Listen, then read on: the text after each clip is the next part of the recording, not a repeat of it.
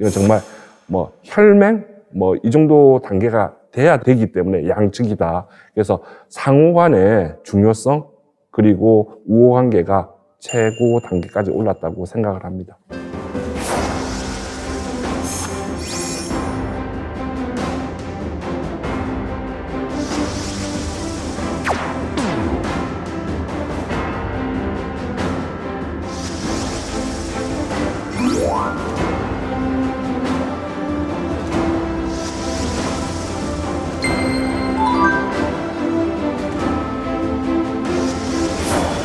이번 동남아 순방을 통해 아시아의 우방국들과 인프라, 공급망, 에너지와 같은 핵심 경제협력 분야에서 전략적 공조를 강화하고 글로벌 중추국가로서 아세안 무대에서 우리 외교 네트워크를 공고히 했습니다.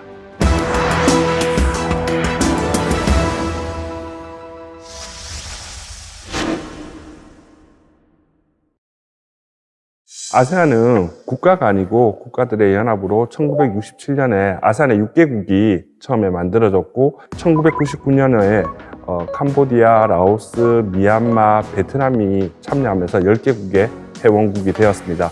그리고 2015년도에 아세안 공동체를 표방하면서 정치, 문화, 그리고 경제에 걸친 공동체를 지금 추진하고 있습니다. 지리적인 이점을 바탕으로 아세안의 중심성을 표방하면서 중국, 한국, 일본이 참여하는 아세안 플러스 3 정상회의를 매년 개최하고 있고 그리고 인도양하고 태평양을 잇는 강점으로 미국, 러시아, 호주, 뉴질랜드, 인도도 참여하는 동아시아 정상회의를 매년 개최하고 있습니다.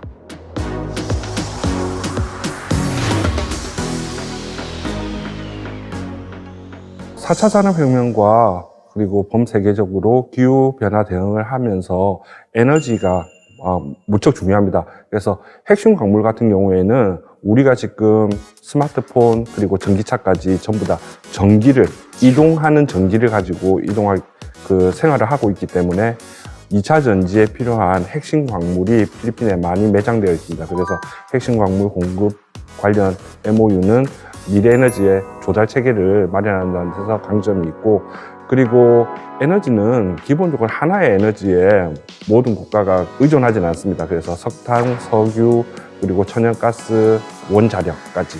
그런데 탄소 중립이 되면서 향후 탄소 중립이 아니고 무탄소 경제라는 게 나오게 될 건데 그때 아마 필요한 것이 원전일 겁니다. 그래서 필리핀에서도 원전을 시도했는데 중단되었는데 이번을 계기로 필리핀도 에너지 믹스를 다양하게 할 수 있는데 기여할 것으로 생각합니다. 그리고 필리핀 하면 우리가 관광으로 아마 가봐서 알겠지만 섬으로 되어 있는 섬이 많은 국가입니다. 그래서 여기에 필요한 것이 물류, 인프라가 필요한데 항공 산업이라든지 그리고 공항 건설이라든지 이런 부분의 MOU는 아주 의미가 있고 해양 안보가 중요해지면서 방위 산업에 대한 MOU도 아주 중요하다고 생각합니다.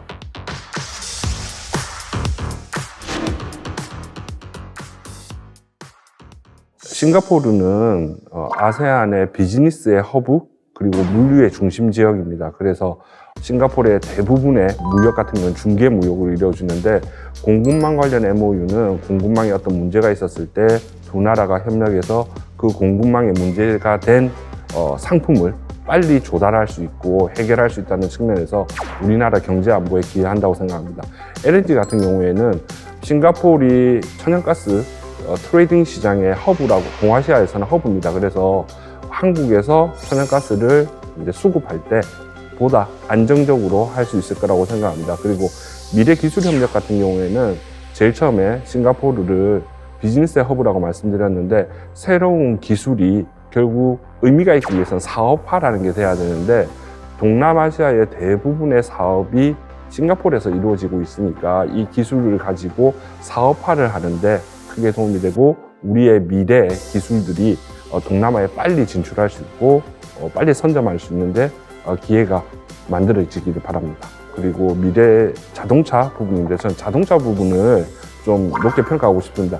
동남아시아의 자동차 시장은 일본 브랜드가 거의 95% 이상을 차지하고 있습니다. 그래서 한국이나 다른 나라의 자동차 메이커들, 자동차 산업이 진출하기 굉장히 어려웠는데 최근에 한류 덕분인지는 모르겠지만 그리고 기본적으로 한국 자동차, 전기차에 대한 기술력이라든지 편의성이 굉장히 현지에서 호응을 받으면서 지금 시장 점유율이 많이 높아지고 있습니다. 그런데 미제 자동차 부분에 있어서 그냥 차만 파는 것이 아니고 전기차 충전소 그리고 관련되어 있는 여러 가지 기술들이 포함되어서 팔리고 있기 때문에 자율주행 같은 미래차 협력 같은 경우는 정부의 지원이 너무나 중요합니다. 그래서 향후 한국의 미래차가 동남아시아에서 좀 더 많은 시장 점유율을 높이고 수출을 할 수 있는 계기가 되기를 바랍니다.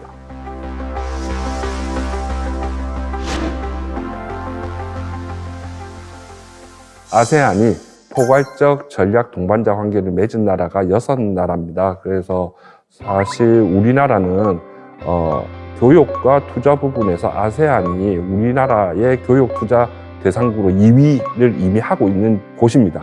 그래서 이번에 포괄적 전략 동반자 관계를 통해서 최고 단계의 포괄적 전략 동반자 관계를 맺음으로써 한국이 기존의 경제, 투자, 산업 말고도 이외에도 안보, 사회, 문화 이런 부분의 협력을 강화할 수 있을 것 같고 미래지향적인 협력인 디지털이나 이런 부분에도 우리가 협력을 확대할 수 있다고 생각합니다. 그래서 굉장히 의의가 높고 우리나라가 사실 포괄적 전략 동반자 관계를 맺은 나라가 그렇게 많지 않습니다. 그런데 이번에 대통령께서 방문하시고 교류를 확대할 수 있는 기회를 만들어줬고 이건 정말 혈맹 이 정도 단계가 돼야 되기 때문에 양측이다. 그래서 상호 간의 중요성 그리고 우호 관계가 최고 단계까지 올랐다고 생각을 합니다.